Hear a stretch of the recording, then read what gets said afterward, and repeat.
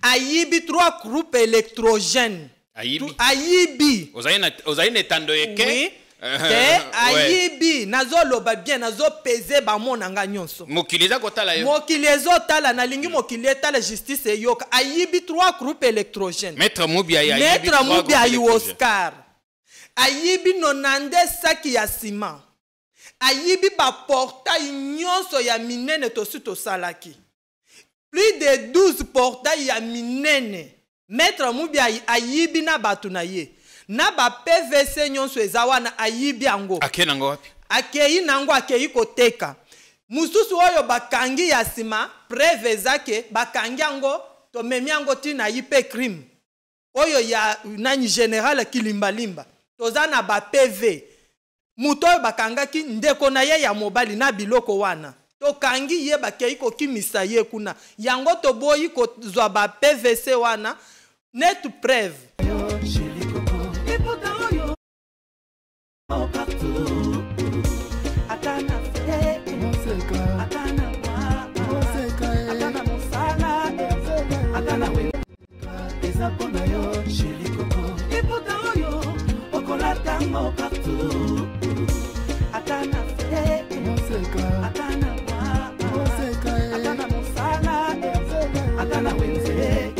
À 3,5, 4,5 ou 5,5 $, le wax de Maman Moseka vous rend inoubliable.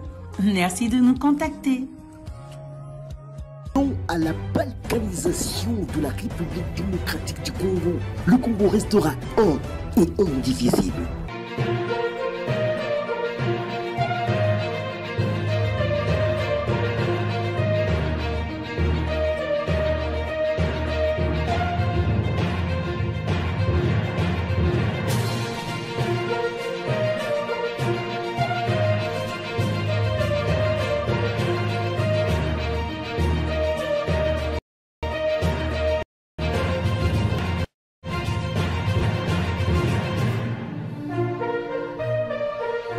Bienvenue sur Politiquant, la force du détail. La justice, c'est parfois l'injustice équitablement partagée, dit Maurice Chapelan. Il y a quelques jours, nous accordions la parole ici à Maître Oscar Moubiayi, qui alertait sur une tentative d'expoliation d'une parcelle qui appartiendrait à la famille présidentielle. L'info avait choqué certains d'entre vous. Aujourd'hui, il y a une autre version. Une version tout aussi contraire de celle qui a été donnée. Mais pour mieux vous permettre de comprendre la situation, Nakolinga tozongela moke makambo Maître Oscar Moubiayi alobaki bongo topé sa droit de réponse pambate ezali na famille moko baye balobi te makambo yo. Maître Moubiayi alobaki ezali ya solo te. On vous rafraîchit la mémoire avec la vidéo. On revient sur le plateau. Ne nous quittez pas. Je suis avocat d'une parcelle située sur l'avenue Tchouapa, numéro 43, commune de Barumbu, laquelle parcelle appartient à la tante maternelle du chef de l'État. C'est pour cela, ma cliente qui est Maman Kassalou, Denise, c'est la nièce de notre distinguée et respectueuse Maman Marthe, dont elle porte le nom. C'est sa nièce. Donc l'enfant de la grande sœur de Maman Marthe. Son père et sa mère ont acheté de l'État congolais une parcelle dont on parle depuis 1979. Mais curieusement, en 2022, surgit encore un étranger, un Nigérian, qui va se faire fabriquer les faux documents pour s'approprier la parcelle d'autrui et mettre les pauvres orphelins dehors. Ça, c'est pour vous dire, pour ceux-là qui pensent que voilà l'avantage de ce régime. Cette famille est très modeste et humble et n'a jamais voulu démontrer Et c'était la famille. Allez, nous sommes africains. La famille présidentielle. Vous voyez leur modestie. Malgré ils ont gagné le jugement. Malgré ils sont dans leur bon droit. Je vous ai dit qu'ils sont là-bas depuis 79. Malgré tout ça, vous avez d'abord la fameuse force du progrès. Donc les colonnes en réalité, parce qu'il faut distinguer, qui arrivent, qui frappent la police, parce qu'on avait placé les policiers pour garder la parcelle. La police est molestée. Monsieur le général Ilimba Limba, comme il intervient aujourd'hui, nous lui demandons pourquoi n'a-t-il pas intervenu. N'est-il pas intervenu? Parce que ces policiers à lui, dont son chef, son protocole, a été molesté. Les faits remontent de quand? C'est en cours. Jusqu'à aujourd'hui, nous sommes assiégés. La parcelle est assiégée par des gens présentés comme membres de la force du progrès. Moi-même, j'ai été séquestré et je me suis retrouvé enfermé dans cette parcelle par plus ou moins 200 personnes.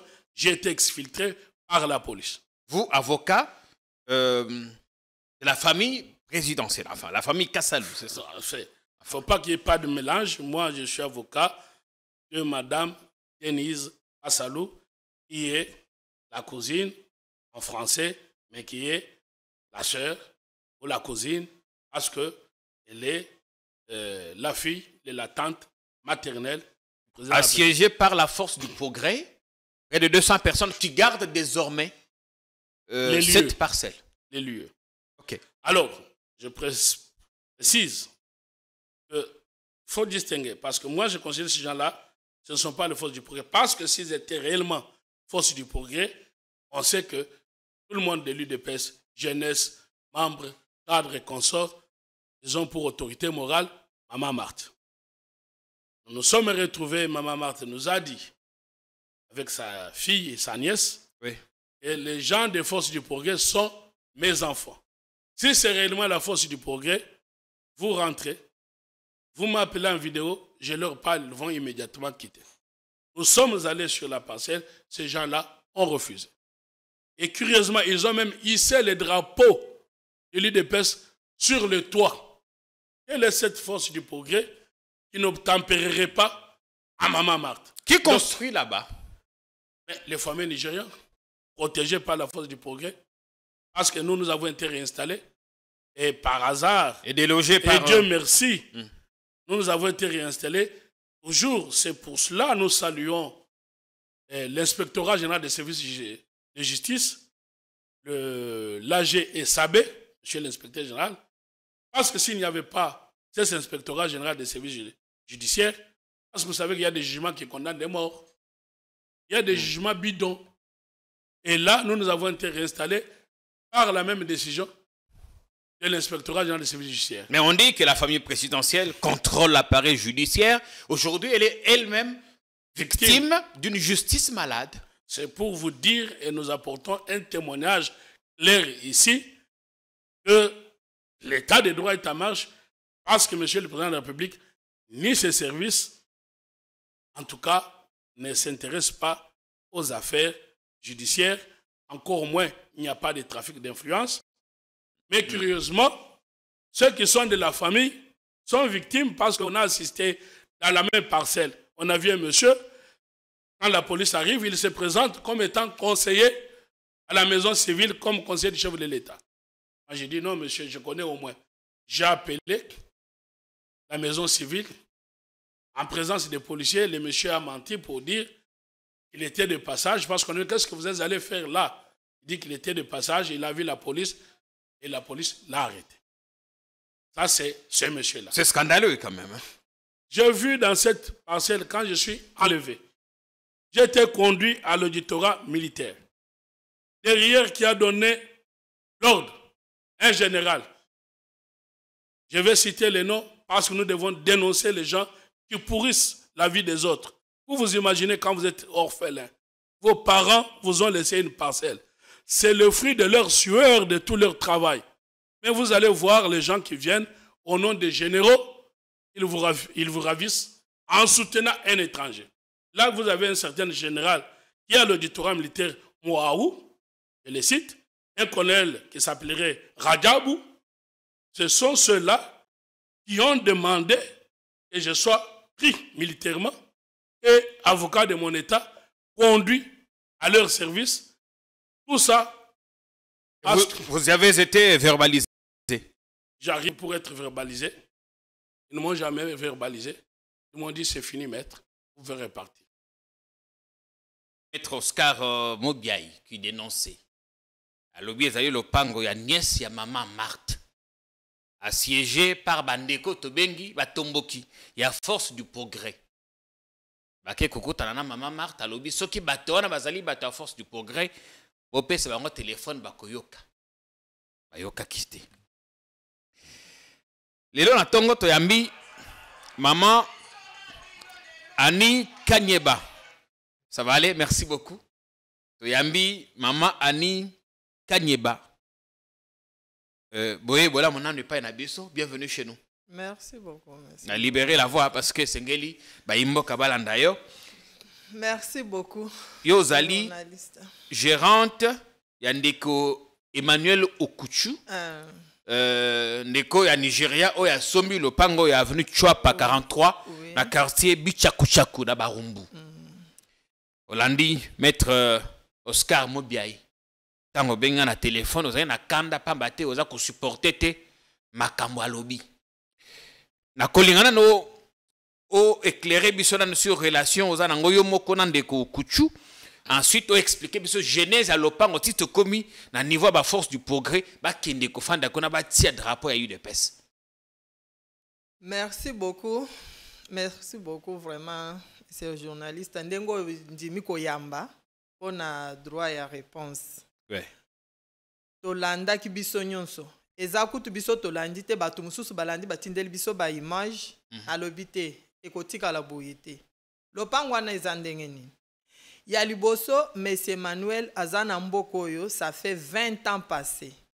Azana visa permanent. Ezape lopango ya liboso ya sombate. Azana lopango ezala wo ya zo vande za ya yemoko aza locataire. Azana lopango mosusu andero ya o ya chapa. Azana mapango. Eza lopango moko te. Ezala wo ya zo vande za ya yemoko. Nde eloko ya liboso yango wana. Sikoyo lopango wana eza ke avant ya kosomba lopango, il faut bokota nanu na profondeur ya koyeba ke lopango yo eza ndenge nini.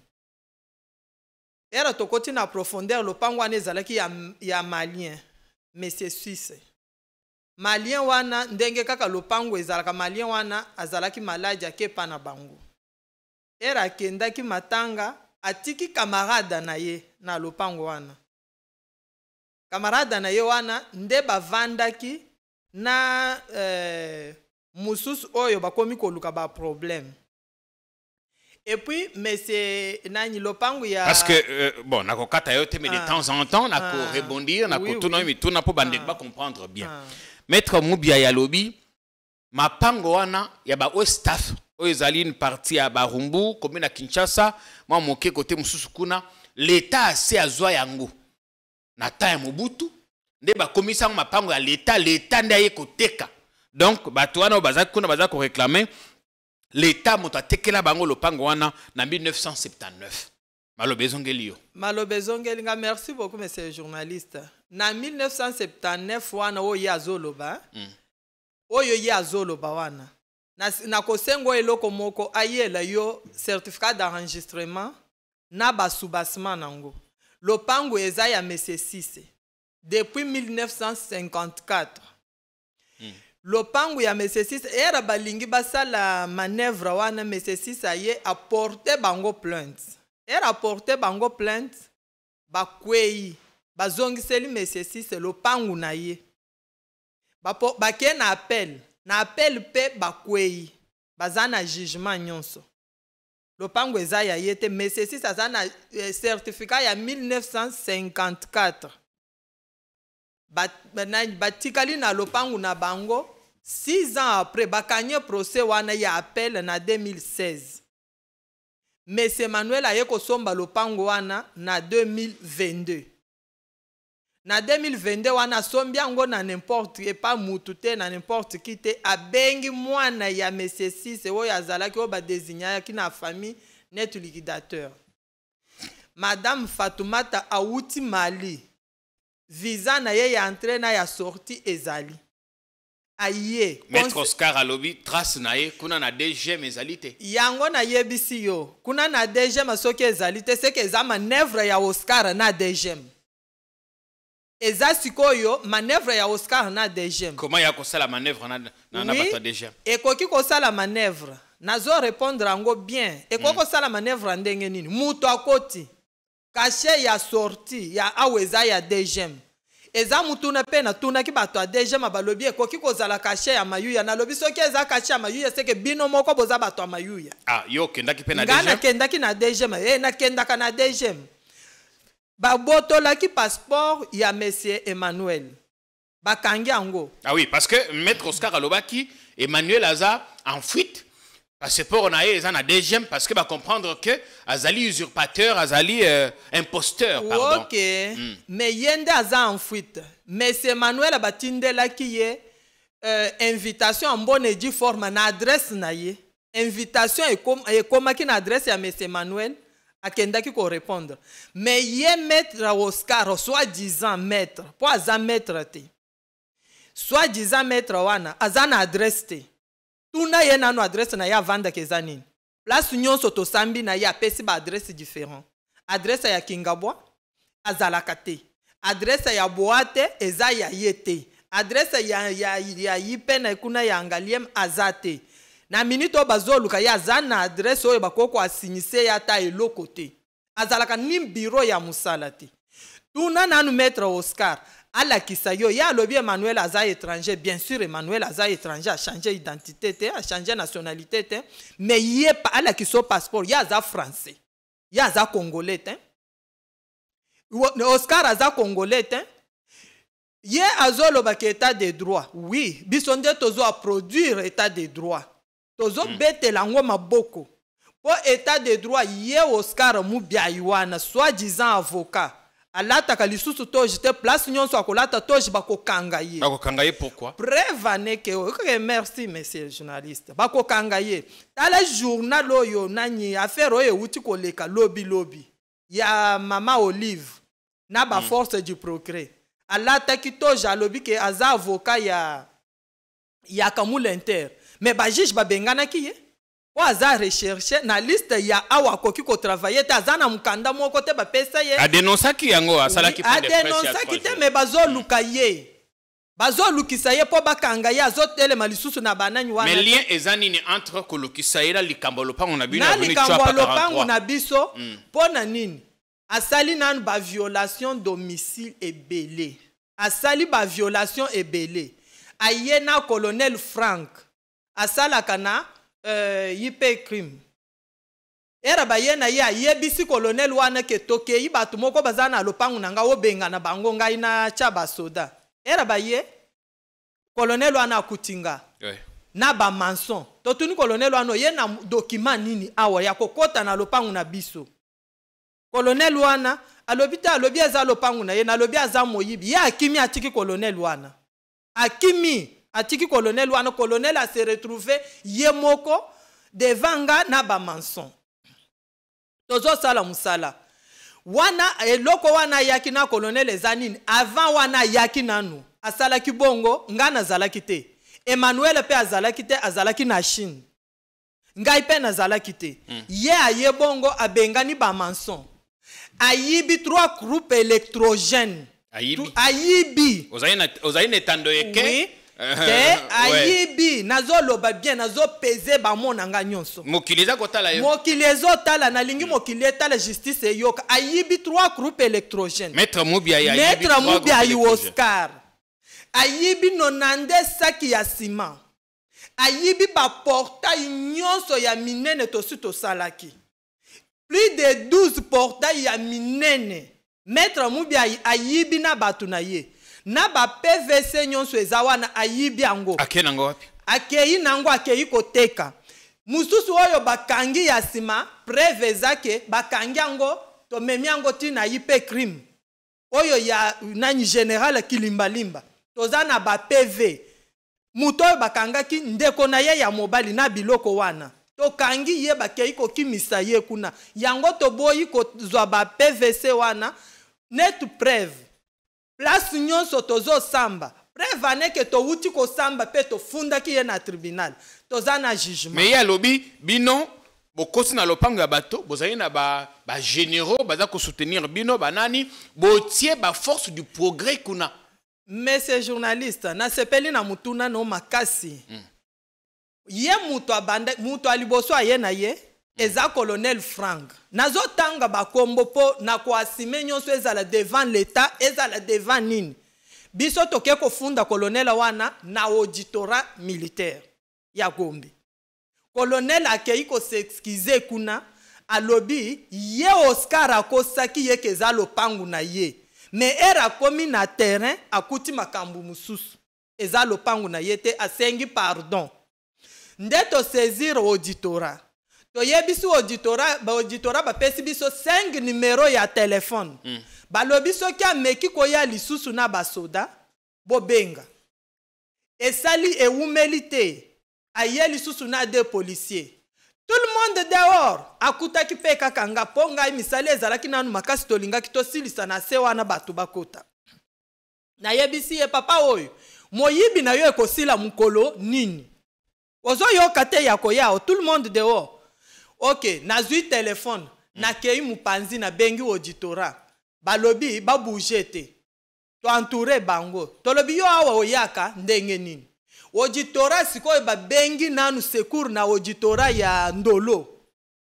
bato auditorat ya Ndolo baye kozwa ye na bapolisier wana bakangi maître Oscar batu atindi sikoyo batu ya auditorat ya Gombe baye kozwa biso na ye toke na auditorat ya Gombe babandi ko auditionner ye balobi yo oza avocat o se retrouver na lopangu wana ndenge nini po avocat koki kokoma kuna te bakangi ye na PV toza na ba PV biso toza na mikanda biloko biso tozo yebisa yo eza ya munoko te eza na ba document nyonso asambi na auditorat militaire batuni ye yo oza avocat kuna o se retrouver ndenge ni ona kendaki ko ravitailler batu oyo bazokengela kuna batu bazokengela kuna banani alobi o batu bazokengela kuna batuni biso madame banani baza kuna alobi biso batu toza biso nde toza kuna sikoyo batu bazokengela kuna bane aye po ayiba lisusu ba groupe oyo bakomi kosala nango misala po aza moyibi boye kuna parce que yende azalaki kuna avant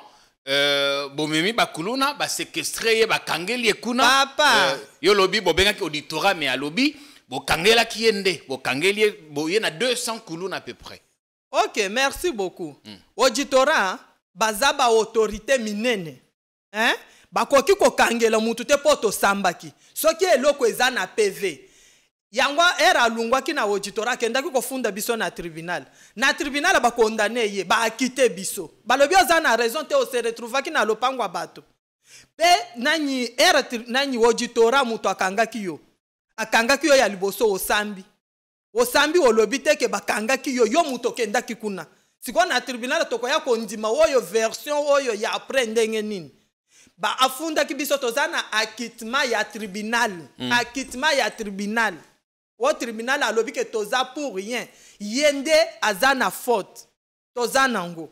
Siko biso pe toye ko funda ye na tribunal. Tozui jugement tokanye ba condamné ye. Tozana jugement ba condamné ye 6 mois.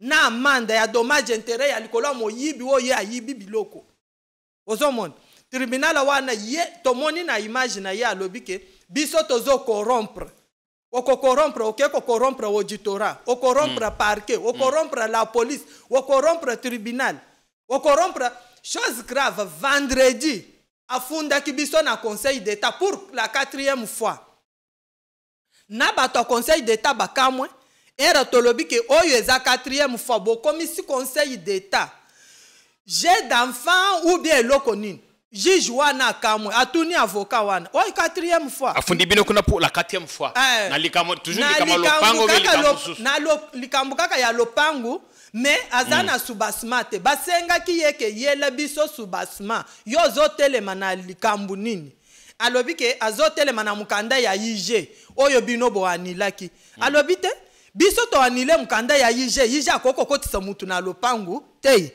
to anile ango po eza mukanda oyo koko tambola na ngo te eza eloko ekoko ya koluka ba problème oyo eza conseil d'état ba avocat na ye ba bosana ki ko signer siko chose grave na mukando ya funda ki biso na conseil d'état Oui.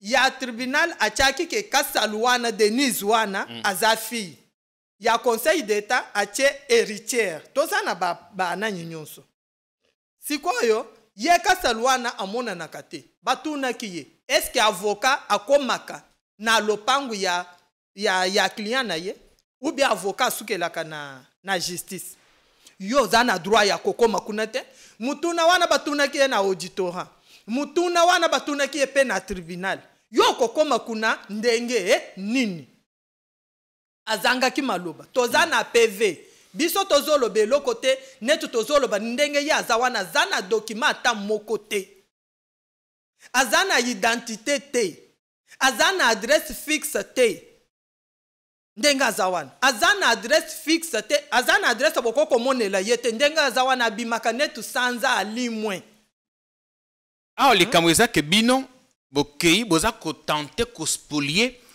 lopango ya nièce ya mama Marthe Kasalu de makambo maître Oscar Mubiaye alobaki epai na biso. Merci beaucoup maître. Lopango eza bel et bien ya Emmanuel Okutu eza ya nièce ya ni ya nièce te ni ya famille présidentielle te soki lopango eza ni ya nièce ni ya famille présidentielle toza na tribunal baya na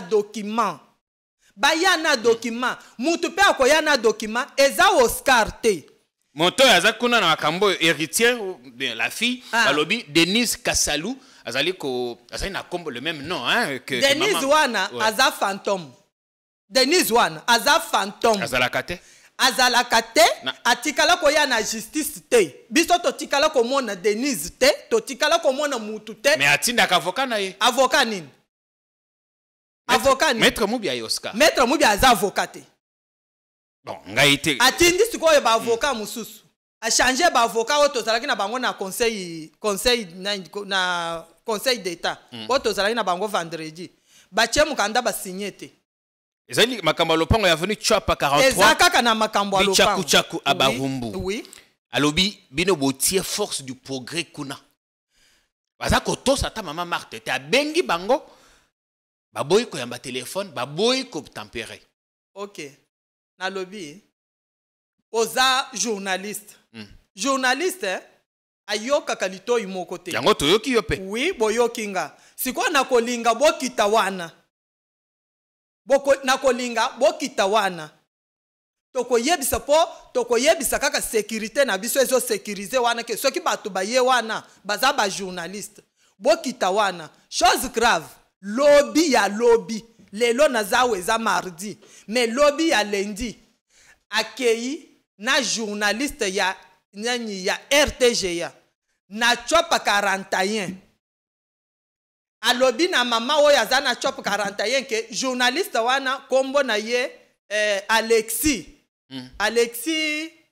Tulu journaliste wana soki na lungwe na émission nazo tchaba plainte partout pona ye na $1000 akorompre mama wana aleka na télévision na émission na ye akendaki nango na cameraman na micro po ba poser mama wana question ba yebis ba tuna ye balobake lobake lopangu eza ya ba mama Denise ngai na yebi mutu wana te na yebi ba Fatumata te e mama wana zalaki témoin ya liboso ya dossier ya ba Fatimata alobi ke eza lopangu ya Mese Sise batu wana bazalaka ba locataire tozo comprendre te ndenge batie makambo yango na justice siko yake ye pa mama wana lobby ya lundi ya hier lelo mardi ya azalaki pa mama wana na journaliste wana asali erreur atiki kombo na numéro na ye ya RTGA ba proposer mama wana lobi boye ko proposer ngande prison na kokota prison est-ce que biso yo soki ozana mukolo eloko wokoki ko banda kokende na corruption mama wana andimi ke soki bakangi journaliste wana ya ko bima témoin journaliste atikeli ye numéro tozo funda ye partout. Bon, journaliste, ça dépend peut-être de l'information. Oui, mais on répond à mon tourner à force du progrès. Il y a force du progrès. Bazali 200. Force du progrès, bazakuna te. Oui ou non, drapeau il y a eu de paix, c'est zaï na bâtiment. Na lobby, omonika ka mukolo ya salaki émission wana. Olingaki ata okita wana na butu na sima na biso soki okuti drapeau, okanga ngo photo. Lopango eza ezotongama. Lopango na se eza ba magasin, batu bazo sala. Image oyo acheli yo wana, eza image oyo biso to funda ki na kanali kina tozana ba image. To funda ki na ba kanali kina to funda ki na ba media nyonso. Ba image wana eza ya yete, eza ya kalelo kwa eza lisusu chantier te. Mais depuis que Makambango eza quand même médiatisé, eza koleka na TV, baza kotanga kombo ya Maman Marthe par-ci par-là. Est-ce que besoin tant ya kokutana na Maman Marthe ko tuna ye ko solola quand même ko expliquer les kamoneng ezali? Oui. Nazo yebisa yo boyi. Na lopangu wana, to tamboli. To monitina CG ya parti Augustin Kabuye. Na lopangu wana to tamboli. Epai VP Peter Kazaji. Na lopangu wana Mama Martha yebi ata yango te. Na lopangu wana ozomona. Batika na lingi balongola kombo ya famille présidentielle na biloko a salite oyo. Eza biloko moyibi. Bon, mais c'est journaliste. Nazo tuno mutuna. Lopango oyo eza ya famille présidentielle. Ata na pouvoir ya Mobutu, ata na pouvoir ya Joseph Kabila uti koleka, ata na pouvoir oyo ya Tshisekedi Tshilombo. Lopango wana ekoko senga ceremony, ekoki kozala kaka boye murazate wana na lobi non. Oscar nazo répéter aza moyibi. Alobi justice famille présidentielle balingite ba salela influence na bango batiki justice. Et ça la musala nango et justice a ça la musala nango ba pesi raison. Bravo. Justice et ça la musala nango. Yango justice bisonde to beteli justice maboko. Justice boyinde moyibi ya Oscar mubia yinkashama. Justice ba pesi Emmanuel Okuchu raison na ye. Pona nini ba pesi raison? Ba koko pesa yo raison na parquet. Ba pesi yo na la police. Ba pesi yo na inspection générale ya la police. Ba pesi yo na tribunal, ba pesi yo na conseil d'état. Pona nini? Pona ke Emmanuel Okuchu azana ba document na ye nyonso. Asombi lopangu na ye en bonne et due forme. Pe famille oyo asombi lopangu bakufite, baza en vie. Et loko ya Emmanuel Okuchu ezana ba soubassement nyonso. Ezana ba soubassement nyonso. Emmanuel Okuchu bato oyo bazobima ba témoin, eza ba chef wa quartier. Eza ba conservateur, eza ba cadastre. C'est que yazana ba témoin oyo ya kende lokota futambongo ndenga zo tambola na ba $1000 wana te. Ya Emmanuel tozana ba document nyonso. Et c'est journaliste, ce qui o senga na minute oyo. Oui. Document o nyonso tu yo ko senga na kopesa yo. Ya conseil d'état na kopesa yo, ya parquet na kopesa yo, ya tribunal na kopesa yo, ya acquittement oyo afunda kinga pona nini? Afunda kinga po alukia corrompre nga na boyi. Azolo bananga oza mulu banetunga. Pona nini ozo kotela ba Nigeria. Na lobi oza moyibi. Preuve anek kendo tuna na inspection générale ya la police ba yebisa yo. Na yebisa ye moyibi en face. Na yebisa ye moyibi na ye na auditorat. Aza moyibi. Na mais balobi bino boko tambusa mbongo mingi. Mbongo eza ko tambola tellement au point que partout boza ko kende bato ba ko kotela bino atangi ba kombo ba responsable moko ya ba responsable militaire. Atangi ba kombo kaka ya ba responsable militaire te. Atangi na ya ba président ya tribunal. Atangi na ya ba président ya nani ya parquet. Ouais. Atangi na ya ba police. Ozomon, c'est que place wana yende azotambusa mbongo. Sinazo yebisa yo. Po yeba ki azotambusa mbongo. Lobi kaka ya lendi. Akei na chopa 41. Atindi na chopa 41 $1000 et pas journaliste. Po ba corrompre mama wana loba na micro. Micro eza eloko te. Tribunal na l'état nde eza eloko. Biso to longi nde na l'état. Ngana zo betela Antoine Félix Tshisekedi Tshilombo po ache état de droit.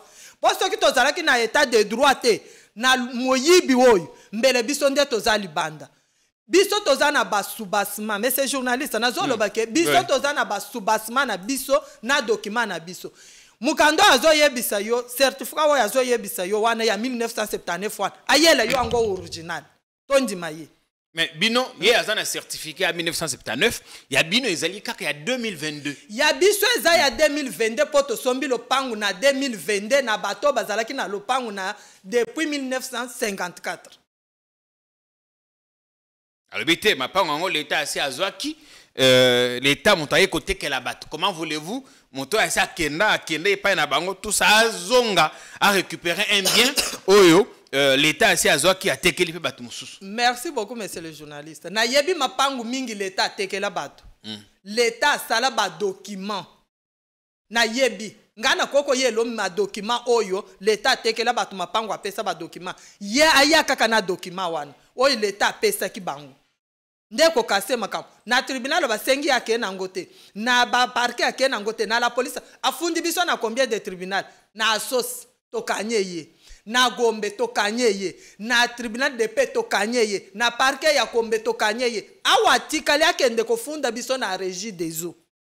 Pourquoi na régie des eaux? Te kwasi po place nyonso tu asuki. Sikwa kofunda biso wapi. Tangu msusu na onatra. Maloba suka maman Ani Kanyeba, vous allez gérante de Emmanuel Okuchu. Oui, qu'on répondre à maître Oscar Moubia Yale Kakiao. Monsieur Maloba par raison de quitter. Malobaki, yope au lobby, otali caméra, vous allez en face na yo pesi Maloba suka. Ok, merci beaucoup. Na sepeli en tout cas ndengo yambinga nanu na plateau na yo. Merci. Maloba nanga ya suke zaboye. Atika kotambusa kombo ya famille présidentielle. Atika kotambusa po na yebi ke kombo ya famille présidentielle oyo azotambola nango wana. Image oyo ngana kotindela batu nyonso ya famille présidentielle. Na se yango na ye. Image oyo kokende na famille présidentielle nyonso. Atika kotambusa kombo akende kaka na leta. Biso toza pre ya place nyonso tu ya kokende. Akende na leta tokosamba. Emmanuel aza moyibi te netu Oscar. Pe nazolo beloko ya suke zaboy. Avocat akomaka na bisika ya mapangu te. Place basala ke exécution. Avocat akomaka te. Place ya exécution avocat akomaka te. Ye atika bakolo lopangu. Biso awa to ye to tindi ba avocat te. Biso moko bakolo lopangu ndeto ye. Biso to tindi avocat te. Ye pe atika soki Denise wana aya ye moko. Bakolo lopangu baya. Ye aza mukolo lopangu te aza avocat azela mbongo bakofuta ye.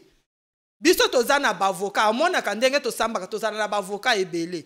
To boy avocat koki koya na media te. Muto akendaka na media eza mukolo eloko mais c'est journaliste. Oyebi ango bien. Droit de réponse eza muto akei ba botolinga lopangu boye boye. Et puis muto azozonga kuna eza mukolo lopangu wana lobite biso to yena ba document na biso yango. Ndeto mona eza avocat te. Atika kosambusa kombo ya famille présidentielle nde eloko na sengi ye. Bo ngai ndengo moni ngai pe boy. Naza nanu na yebi pe ba ebele ya famille présidentielle. Po naza mwana penza ya parti politique wana ya famille présidentielle. Na bandango lelo te na bandakala. Aza na place akokotela te. Présence na ngai ya yebi ango pe bien na kati ya dossier oyo. Atika kotambusa kombo ya famille présidentielle. Soki ye Denise wana za to sala na ye débat bisomi bale na Denise ou bien Denise na Emmanuel aya na ba document na ye Emmanuel aya na document na ye ba sala débat. Denise otokolobeleza maman Denise te eza maman Denise te eza Denise Kasalu aza directrice na DGI. Oya azotinda Oscar wana. Ah, olobaki aza fantôme pourtant oyebi kasi ye Oscar wana nde muto presentaka yete. Biso nanu tomona yete. Ye nanu aye na eloko te, mais tomoni kombo na ye na conseil d'état ke ye muto afundaki. Mais ayaki te, ba avocat ko ba signer eloko te. Ya yaka te. D'accord. Le message est passé. Merci beaucoup maman Ani Kanyeba. De rappeler na bandeko kozali gérante ya ndeko Emmanuel Okuchu. Mokolo Lopango, propriétaire à Lopango, enfin, jusque-là. Où est allé avenue Chapa, numéro 43, avenue quartier Bichaku Chakuna Barumbu. Ce qui est comme M. Zali, porte Nabissus Ali ouverte. Revenez-nous à tout moment. Merci beaucoup, monsieur Merci le journaliste. Merci beaucoup d'être passé. Merci à vous pour le temps que vous avez pris à regarder cette émission. On peut être étranger et jouir dans un pays quelconque, en tout cas si on s'y est installé de façon légale et qu'on a acquis des biens de façon légale. Bon, Maître Moubiaï, on dit que vous êtes en fuite. Le plateau est ouvert. Salut, à plus.